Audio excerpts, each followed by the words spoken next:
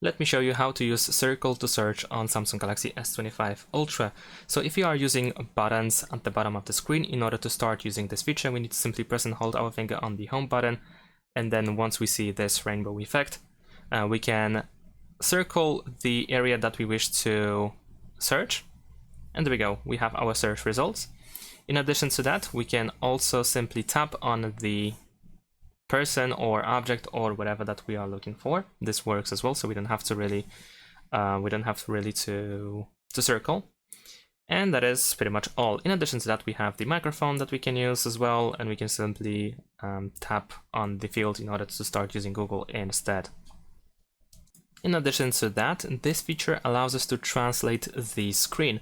So for instance, over here, if I want to translate this English title to a different language, then I can press this language icon here. And now here the language is detected. If it's wrong, then you can still select manually. And let's choose the target language. So let's say I'm gonna choose Arabic. And as you can see, the title is now translated.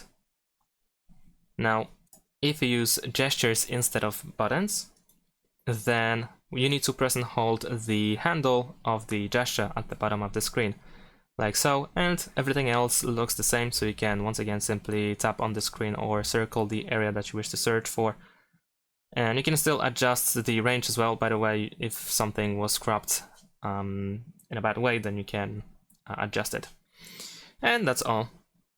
Now, if for some reason this circle to search doesn't work for you, you cannot turn it on. If you press and hold and nothing happens, then we can make sure that it is actually enabled by going to settings, then go to display. Here we need to we need to find and go to navigation bar.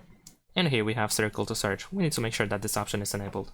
Thanks for watching, leave a like and subscribe to my channel, and see you in my next videos. Bye!